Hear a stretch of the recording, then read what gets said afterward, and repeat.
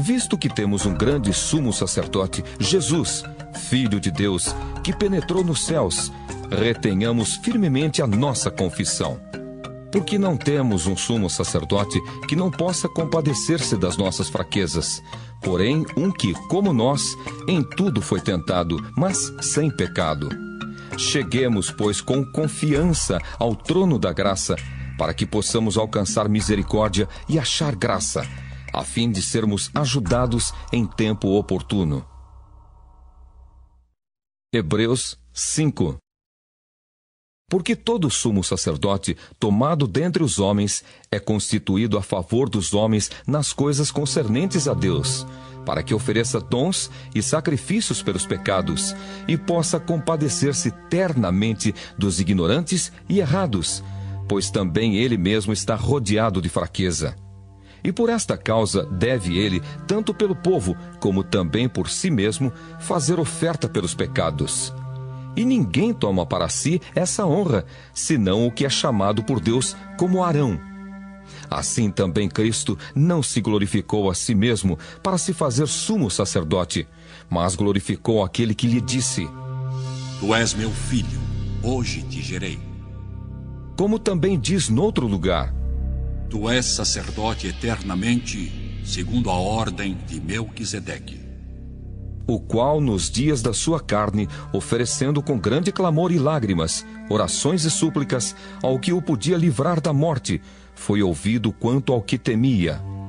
Ainda que era filho, aprendeu a obediência por aquilo que padeceu.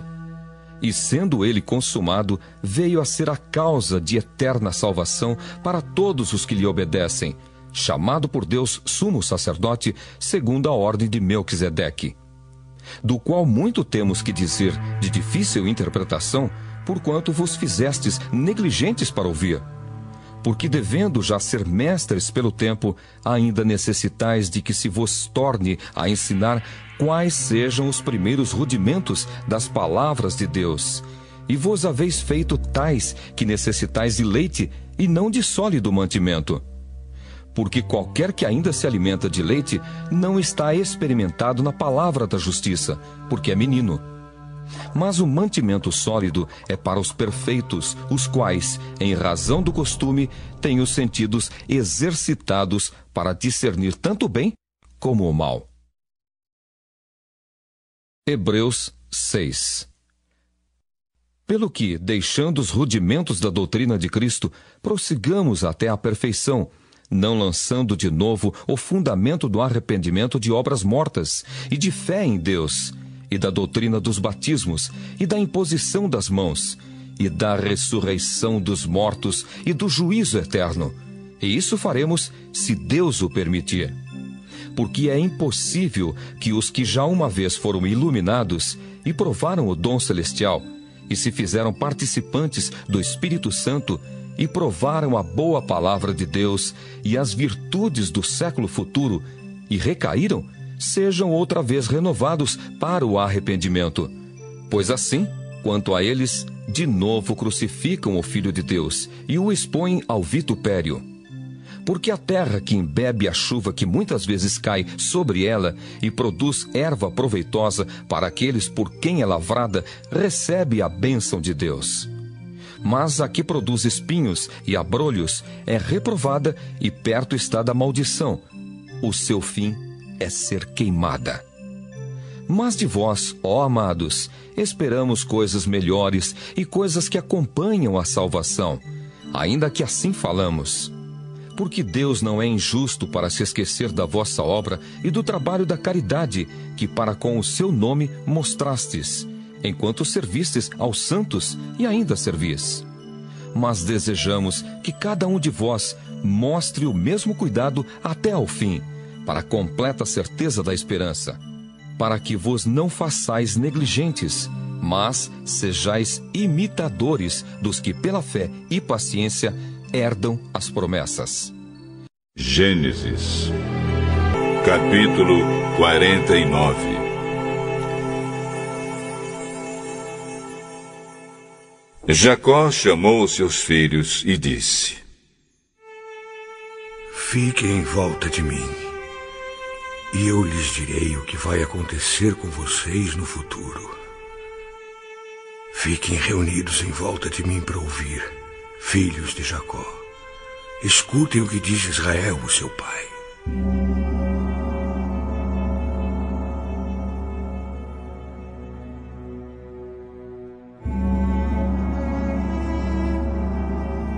Rúben, você é o meu filho mais velho. Você é a minha força, o primeiro fruto do meu vigor, o mais orgulhoso e o mais forte dos meus filhos. Você é violento como a correnteza, porém não será o mais importante, pois dormiu com a minha concubina, desonrando assim a cama de seu pai.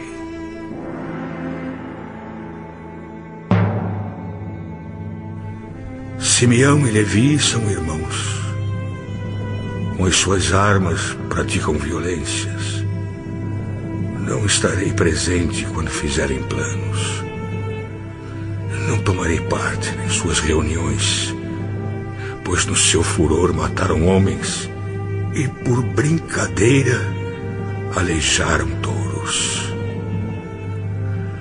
Maldito seja o furor deles, pois é violento. Maldita seja a sua ira, pois é cruel. Eu os dividirei na terra de Israel e os espalharei no meio do seu povo.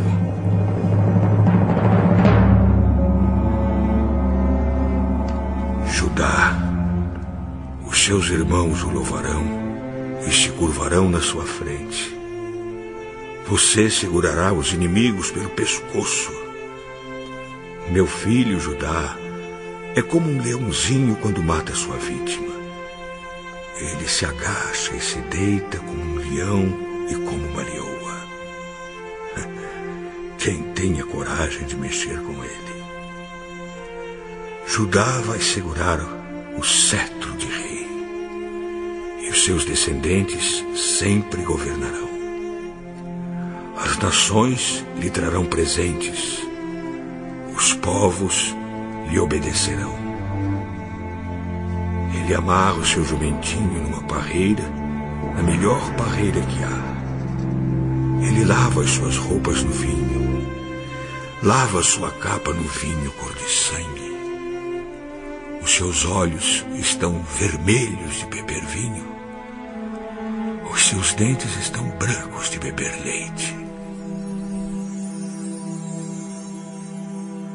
Zebulon morará no litoral, onde haverá portos para navios. A sua fronteira chegará até Sidom. Issacar é como um jumento forte deitado entre as suas cargas. Quando viu que o país era bom e agradável para descansar, ele se abaixou para que colocassem a carga nas suas costas e, sem reclamar, trabalhou como um escravo.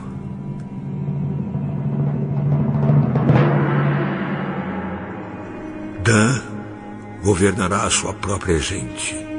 Será como as outras tribos de Israel. Dan será como uma cobra na beira da estrada, como uma serpente venenosa no caminho, que morde a pata do cavalo, fazendo cair para trás o seu cavaleiro. Oh, Senhor meu Deus, espero que me salves. Gade será atacado por um bando de ladrões, mas depois ele os perseguirá.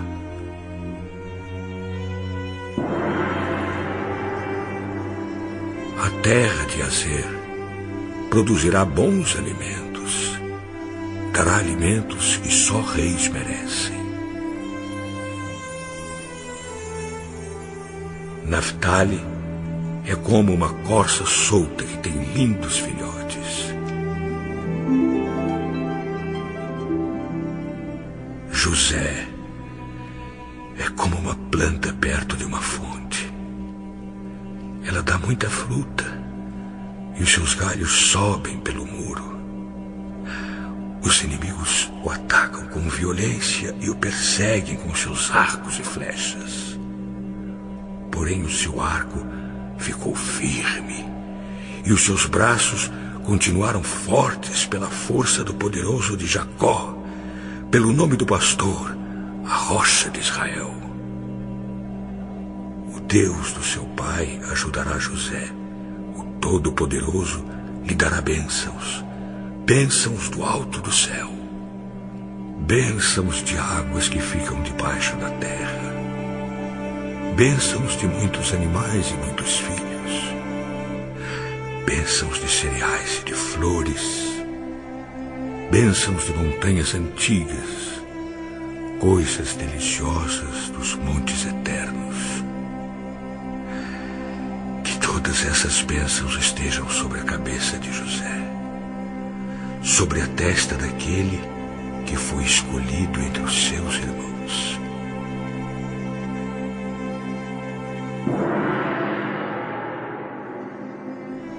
Benjamim é como um lobo feroz. De manhã devorará a vítima e de tarde repartirá as sobras.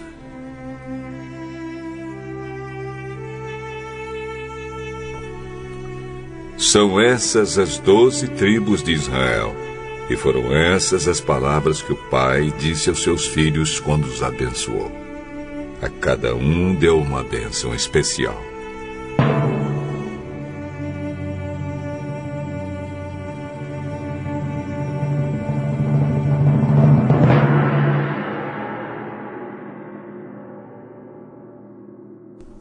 Então Jacó deu aos filhos a seguinte ordem: Eu estou para morrer e me reunir com o meu povo no mundo dos mortos. Sepultem-me onde estão enterrados os meus antepassados, na caverna que fica nas terras de Efron, o Eteu, em Macpela, a leste de Manre, no país de Canaã. Abraão comprou de Efron essa caverna e o terreno onde ela fica para ser a sepultura da família. Ali estão sepultados Abraão e Sara, a sua mulher, Isaque e a sua mulher Rebeca, e ali eu sepultei Leia. O terreno e a caverna foram comprados dos heteus. Quando acabou de dar essa ordem aos filhos, Jacó deitou-se de novo na cama e morreu. Gênesis, capítulo 50. José se atirou sobre o pai, chorando e beijando o seu rosto. Ele deu ordem aos médicos que estavam ao seu serviço para embalsamarem o corpo do seu pai. E assim eles fizeram. Gastaram 40 dias para fazer isso, o tempo normal para embalsamar um corpo. E os egípcios ficaram de luto 70 dias. Quando passou o tempo do luto, José falou com os altos funcionários do palácio do rei do Egito. Façam o favor de levar ao rei a seguinte mensagem: quando meu pai estava para morrer, ele me fez jurar que eu o enterraria na sepultura que ele mesmo preparou no país de Canaã. Por favor, deixe-me ir sepultar o meu pai, que depois eu voltarei. O rei respondeu: Vá e sepulte o seu pai, como ele fez você jurar que faria. E assim José foi sepultar o seu pai.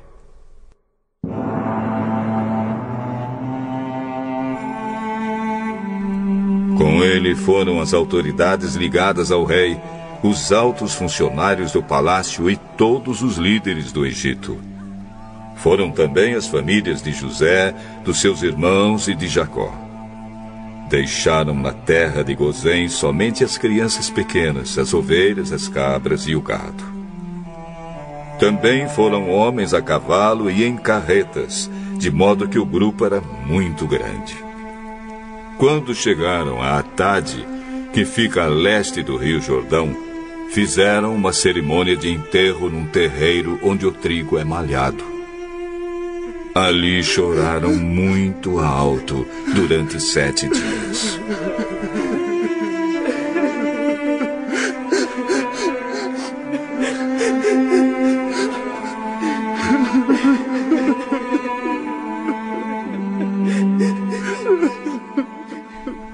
Quando os moradores de Canaã viram tanta gente chorando, disseram: como é impressionante o choro desses egípcios. Por isso puseram naquele lugar o nome de Abel-Misraim. Assim, os filhos de Jacó fizeram com seu pai tudo o que lhe havia ordenado. Eles levaram seu corpo até Canaã e o sepultaram na caverna de Macpela, a leste de Manre, no terreno que Abraão havia comprado de Efrom, o Eteu, para ser a sepultura da família.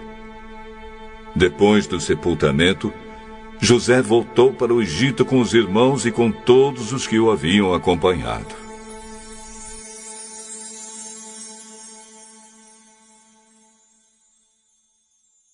Depois da morte do pai, os irmãos de José disseram: talvez José tenha ódio de nós e vá se vingar de todo o mal que lhe fizemos. Então mandaram dizer a José: José, antes que seu pai morresse, ele mandou que pedíssemos a você o seguinte: por favor, perdoe a maldade e o pecado dos seus irmãos que o maltrataram. Portanto, José, pedimos que perdoe a nossa maldade, pois somos servos do Deus do seu pai. Quando recebeu essa mensagem, José chorou. Depois os próprios irmãos vieram, se curvaram diante dele e disseram: aqui estamos, somos seus criados.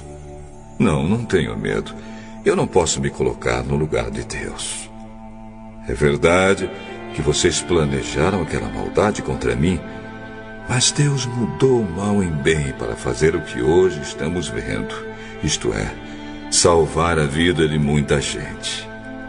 Não tenham medo. Eu cuidarei de vocês e dos seus filhos. Assim, ele os acalmou com palavras carinhosas que tocaram o coração deles. José ficou morando no Egito, ele e a família do seu pai. José viveu 110 anos e chegou a ver os netos de Efraim. Ele também pegou no colo, como membros da família, os filhos do seu neto Maquir, que era filho de Manassés. Certo dia, José disse aos irmãos: eu vou morrer logo, mas estou certo de que Deus virá ajudá-los e os levará deste país para a terra que ele jurou dar a Abraão, a Isaque e a Jacó.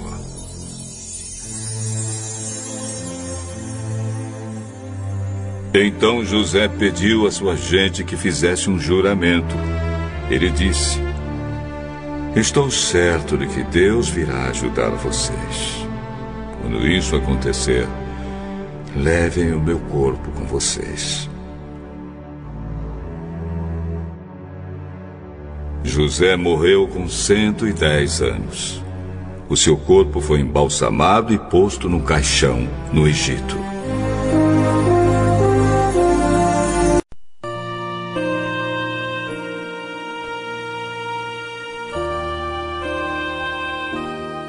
Disse comigo mesmo: guardarei os meus caminhos para não pecar com a língua. Porém mordaça a minha boca enquanto estiver na minha presença o ímpio. Emudeci em silêncio, calei acerca do bem e a minha dor se agravou. Esbraseou-se-me no peito o coração. Enquanto eu meditava, ateou-se o fogo. Então disse eu com a própria língua: Dá-me a conhecer, Senhor, o meu fim e qual a soma dos meus dias, para que eu reconheça a minha fragilidade. Deste aos meus dias o comprimento de alguns palmos. À tua presença, o prazo de minha vida é nada. Na verdade, todo homem, por mais firme que esteja, é pura vaidade. Com efeito, passa o homem como uma sombra. Em vão se inquieta. Amontoa tesouros e não sabe quem os levará. E eu, Senhor, que espero? Tu és a minha esperança. Livra-me de todas as minhas iniquidades. Não me faças o opróbrio do insensato. Emudeço, não abro os meus lábios, porque tu fizeste isso. Tira de sobre mim o teu flagelo. Pelo golpe de tua mão estou consumido. Quando castigas o homem com repreensões por causa da iniquidade, destróis nele como traça o que tem de precioso. Com efeito, todo homem é pura vaidade. Ouve, Senhor, a minha oração. Escuta-me quando grito por socorro. Não te emudeças à vista de minhas lágrimas, porque sou forasteiro à tua presença, peregrino como todos os meus pais o foram. Desvia de mim o teu olhar para que eu tome alento, antes que eu passe e deixe de existir.